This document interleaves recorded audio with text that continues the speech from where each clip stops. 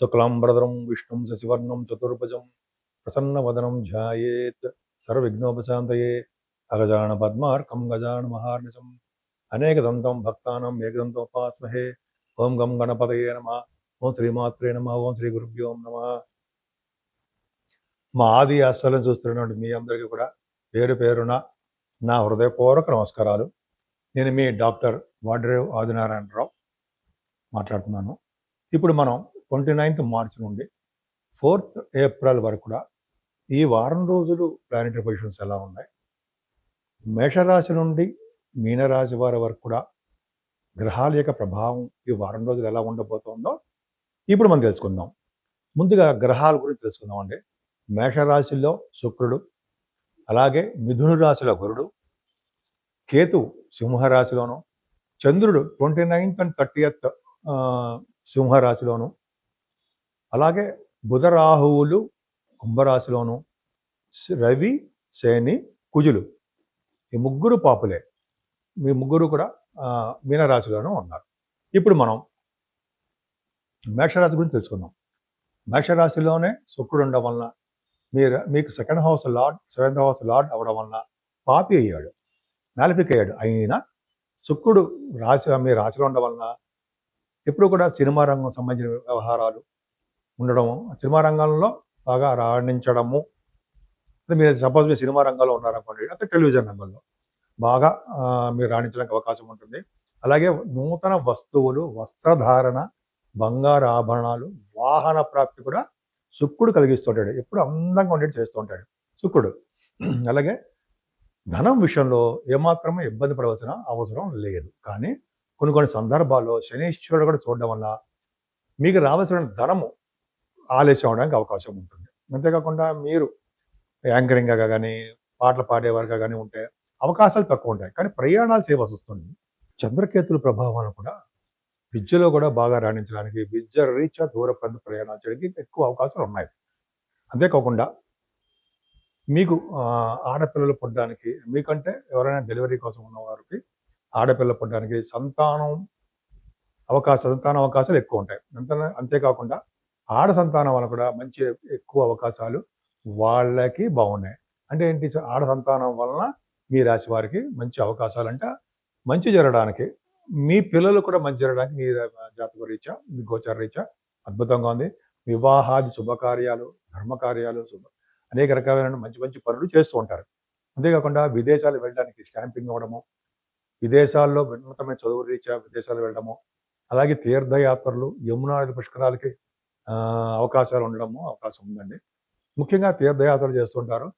Finance రంగంలో ఉన్న వారికి, అలాగే బ్యాంకింగ్లో ఉన్న వారికి, విద్యా సంస్థల్లో ఉన్న వారికి కూడా మంచి అవకాశాలు వస్తాయి.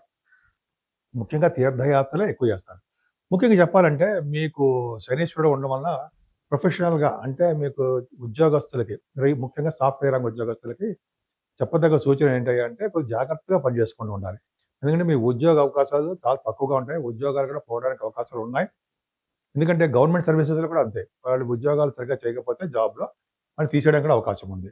ఎందుకని, శనీశ్వరుడు 10th హౌస్ లార్డ్ కూడా వ్యయభావంలో 12వ భావంలో ఉండడము వలన. సరే, అది పక్క పెడదామండి. ఏదేమైనా బుధ రాహుల్ కాంబినేషన్ లాభస్థానంలో సినిమా రంగంలో ఉన్న వారికి బాగా రాణిస్తుంది. అంతేకాకుండా సెకండ్ పాయింట్ ఏంటంటే డాక్టర్స్ ఎవరైతే ఉంటారో వాళ్ళకి నేమ్ అండ్ ఫేమ్ రావడము, వాళ్ళ హాస్పిటల్స్ లేకపోతే వాళ్ళ డాక్టర్స్ మంచి బ్రహ్మాండంగా ఉండడం జరుగుతుంది. అంతేకాకుండా బుధ రాహుల వలన ఎక్కువగా సినిమా రంగం, ఎంత చెప్పండి, సినిమా రంగంలోనూ వాళ్ళకి, అలాగే రాజకీయ రంగంలో ఉన్న వారికి కూడా యోగవంతంగా ఉండడానికి అవకాశాలు ఉన్నాయి. అంతేకాకుండా ఈ బుధ రాహుల్ కాంబినేషన్ కూడా ఎలక్ట్రానిక్స్, ఎలక్ట్రికల్ రంగాల్లోనూ, కంప్యూటర్ సంబంధించిన బిజినెస్ల్లోనూ, అంతేకాకుండా రియల్ ఎస్టేట్ రంగంలో కూడా వీరికి, అంటే వీరి వ్యాపారాలు లాభాలు రావడానికి అవకాశం ఎక్కువ ఉంది. ఏదైనా 12వ భావంలో రవి కుజ శనులు చాలా తప్పండి. రవి శనులు 12వ భావంలో ఉంటే వాళ్ళని దూర ప్రాంతంలో నివసించేట్టుగా చేస్తూ ఉంటారు. అంటే ఉన్న జనభూమిని కానీ, ఉన్న ప్రదేశాన్ని కానీ వదిలి దూర ప్రాంతంలో ఉంటారు. అంటే మీరు ఉద్యోగ రీత్యా, లేకపోతే మీ వ్యాపారాల రీత్యా, బహుశా మీకు చిన్న చిన్న పనుల రీత్యా ఉన్న ఊరు నుంచి మీరు విదేశాలకు వెళ్ళిపోవడమో, దూర ప్రాంతాలకు వెళ్ళిపోవడమో, మీరు నచ్చని ప్లేసులకు వెళ్ళడమో జరుగుతుంది. ఈ శని కుజుల వల్ల కూడా చిన్నపాటి యాక్సిడెంట్ జరగడానికి కూడా అవకాశం ఉందండి. అసలు యాక్చువల్గా శని కుజులు అనేది అంత మంచిది కాదు. వీళ్ళిద్దరూ నైసర్గిక పాపులు కాబట్టి ఆవేశాలు ఎక్కువ ఉంటాయి, కోపతాపాలు ఎక్కువ ఉండడానికి అవకాశం ఉంది. అనాలోచితంగా వ్యవహరించడము, కష్టాలకి గురి కావడానికి ఎక్కువ అవకాశాలు ఉన్నాయి.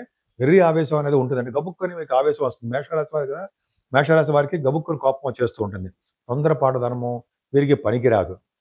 వీరు సంయమనం పాటిస్తూ తొందరపాటు నిర్ణయాలు తీసుకోకుండా ఆవేశాలు పడకుండా ఉంటే ఈ వారం మొత్తం చాలా బాగుంటుంది. నా పేరు వాడ్రేవ్ ఆదినారాయణరావు, డాక్టర్ వాడ్రేవ్ ఆదినారాయణరావు. నేను ఆది ఆస్ట్రాలజీ చెప్తున్నాను, జాతకాలను కూడా ఆది ఆస్ట్రాలజీ నాది. మీ జాతకాలు చూపించుకోవాలనుకుంటే, మీదే కాదండి, మీ పర్సనల్గా మీ ఫ్రెండ్స్ కానీ ఎవరిదైనా చూపించుకోదలుచుకుంటే మీరు ఈ కింద స్క్రోల్ అవుతున్న నెంబర్కి పంపించాలండి. మీ డీటెయిల్స్ అంటే date of birth, time of birth, place of birth ఇవన్నీ ఉండాలి. ఉంటే మనకి మీకు ఏ ప్రాబ్లమ్స్ ఉన్నా ఆ ప్రాబ్లమ్స్ మనం సాల్వ్ చేయవచ్చు. షూటింగ్లో ఉండడం వలన మీకు ఫోన్ లిఫ్ట్ చేయలేకపోయినా మీరు ఏమనుకోకండి. ముఖ్యంగా వాట్సాప్లో కూడా నా నెంబర్ ఉంది, వాట్సాప్ పంపించండి. నేనే మీ పర్సనల్గా ఫోన్ చేస్తూ ఉంటాను.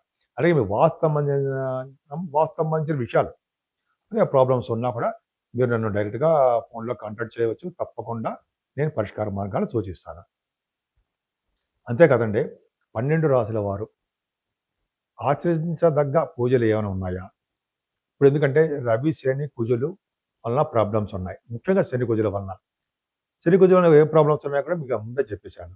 కాబట్టి మనం అన్నింటినీ ఓవర్కమ్ అవ్వాలంటే, అంటే వాటన్నింటినీ ఆ ఫలితాలు మనకి దగ్గరకు రాకుండా త్రుటిలో తప్పిపోతూ ప్రమాదాలు తక్కువగా మనకి ప్రమాదాలు జరగాలన్నా, చిన్న చిన్న ప్రమాదాలుగా ఉండాలన్నా ముఖ్యంగా పూజించవలసిన దేవుడు సుబ్రహ్మణ్యుడే. సుబ్రహ్మణ్యేశ్వర స్వామి వారిని ఎన్ని విధాలుగా పూజిస్తే అన్ని విధాలుగా మనం కాపాడుతూనే ఉంటాడు.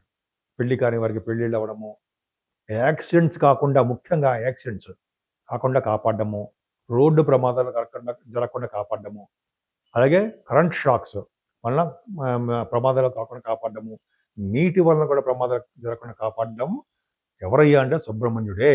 సుబ్రహ్మణ్యేశ్వర స్వామి వారిని పూజించడం వలన, విభూతితో సుబ్రహ్మణ్య స్వామి వారిని పూజించడం వలన మనకి ఐశ్వర్యం ఉంటుంది, ధనప్రాప్తి కలుగుతుందని శాస్త్రం చెప్తాను. ఎందుకంటే సుబ్రహ్మణ్య స్వామి వారిని పూజించడమే మనకి మెయిన్ ఇంపార్టెంట్.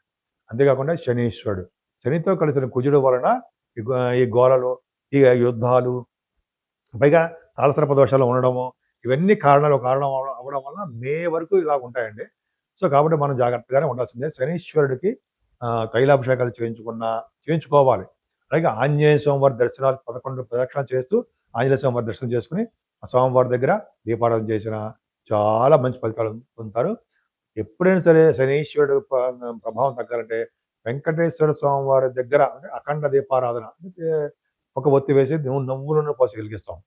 అది కూడా భూమి పెట్టుకుంటే చిన్న ఆకు అది వేసి పెట్టాలని మీకు తెలియదు కాదు. ధ్వజస్తంభం దగ్గర పెడితే, అదే ధ్వజస్తంభం దగ్గర దూరంగా పెట్టాలి. దీపం అనేది వెలిగించి పెడితే శనివారం దోషాలు పోతాయి.